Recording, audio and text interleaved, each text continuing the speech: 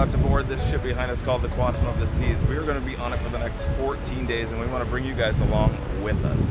We're also going to be spending 5 days in Japan afterwards. Follow along, and we are going to have quite the adventure for you, whether you want to know more about the ship or more about the stops that we go in Japan. But we're ready to take you guys with us.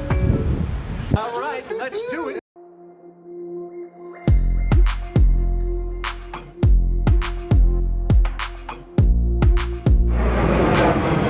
Jill loves to absolutely pack very lightly.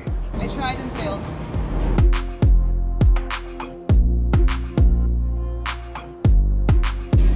Who knew?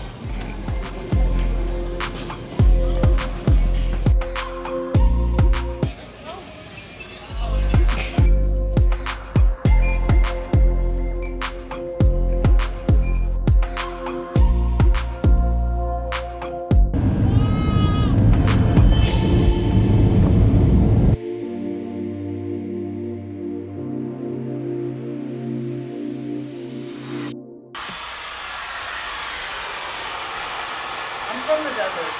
I am not meant to be cold.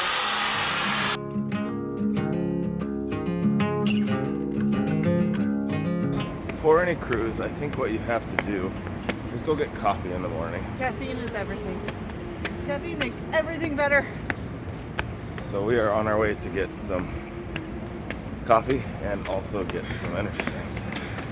One energy drink. I am giving up caffeine for the cruise. I'm not. Even though I just said caffeine is life. Into the danger zone. It all points right to that. Alright, last energy drink for me for 3 weeks. I'm going to go with Ghost Orange Cream because this is a goodie. And this is the last one. I'm not even going to drink caffeinated coffee on the boat or pre-workout. Cheers.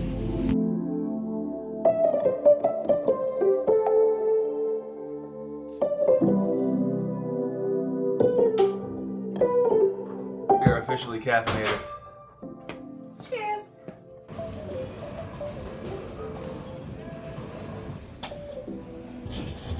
We are going to very slowly start our journey to Japan. 9 days at sea. 9 days. Quantum of the Seas.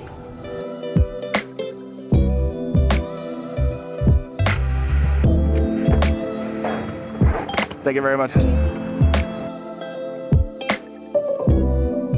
Welcome to the Quantum of the Seas. Here we go. So one of the first things you have to do when you get on a ship is you actually have to go do your muster station and do the safety drill. So that's where we're headed right now. See how easy that was? I like taking the stairs to keep my girlish figure. On the 13th floor, well, not every cruise, but every time you walk around, you go to the 13th floor. It's like you can't gain weight on a cruise, right? I mean, you can still gain weight on a cruise. Sure. It's pretty easy. As you can tell from my breathing, I love taking the stairs. Someone doesn't live on the stair mill like I do. All right, we have arrived at our room, 126. Let's give you a quick room tour.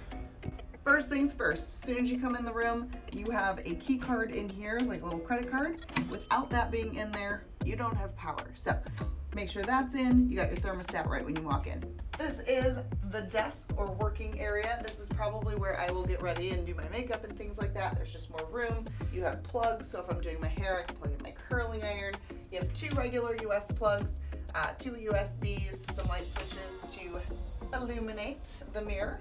You have a European outlet as well, some little cubbies, nice little chair to sit in. And then you have over here, this is kind of the coffee area. You have a mini fridge in here ready to go. So if you keep any food from the buffet, bring anything back. If you have medications that need to be in the fridge, you can put them in there. Lots of storage. Your hair dryer is here, like I said. This is probably where I'll get ready.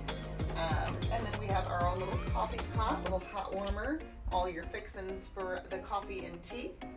Moving right along, you got your TV. This is the TV station. If you want to put anything in here, you can have a little extra storage if you have little knickknacks. This is the bed. This is where we will be laying our head at night. very comfortable. They usually are. The bed, on the right side, you have one regular US outlet, some extra storage, and of course your light. But the right side of the bed does not have its own plug. So if that person wants to plug in their phone, they're gonna have to do it over there. Oh, I was wondering if this was storage. You have extra storage up here above your bed, both sides. So that's really handy.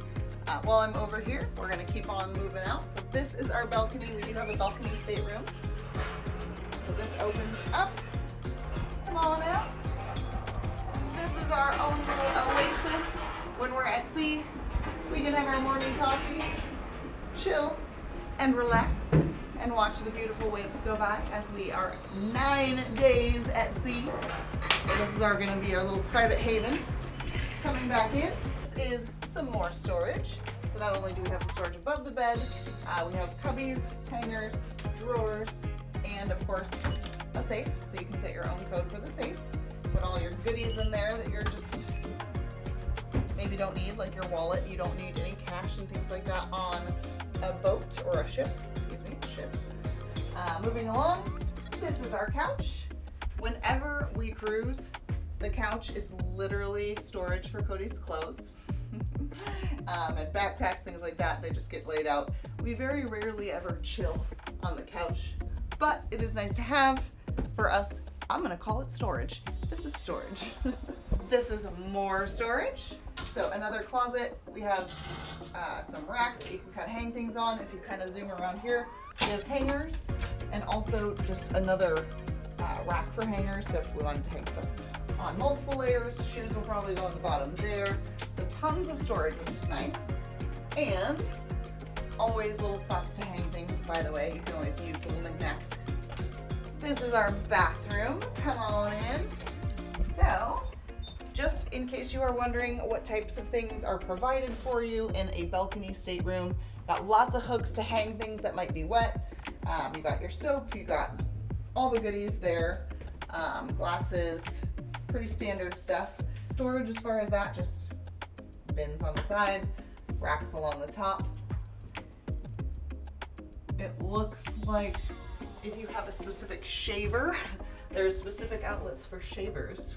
But anyway, that's interesting. The shower is nice because it's kind of a circular door, so it does feel more spacious.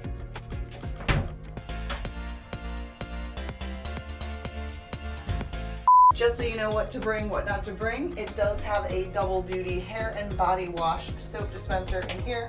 So if you want to just say, hey, I don't need my own soap, one less thing to pack, right? So you can use this for hair and body. I am a girl, I got long hair, I brought my own shampoo, but I will be using this for body soap. It has a removable shower just in case you want to do that. Pretty standard stuff, I guess. So, welcome to our ship tour. We're gonna do things a little different because we cruise a little different than most. We are not going to make you watch us eat a croissant for 10 minutes. We're not going to go overboard on the food. We'll let you know what food options are and just information about food, but we might take you a little bit more on, you know, the gym tour and things like that because we like to stay in shape. So you'll see a little bit of a different vibe from us versus a lot of the cruise videos you see. We're on our way to dinner. We have a set dining time. So most cruises you can do set dining or you can do anytime dining. Because I have some dietary restrictions being a carnivore, we have a set dining. That way our maitre d', our chef, everybody knows who we are. They're expecting us and it's just easy.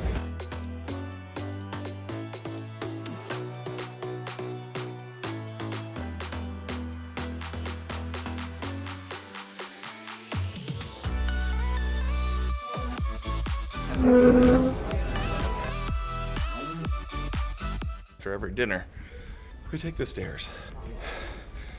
Food is on 4 or 5. We're always walking 10 stories to get back to the room. That's what keeps us young.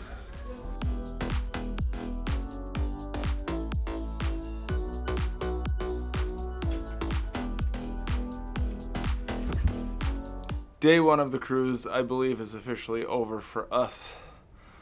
We generally don't like to go too hard on day 1.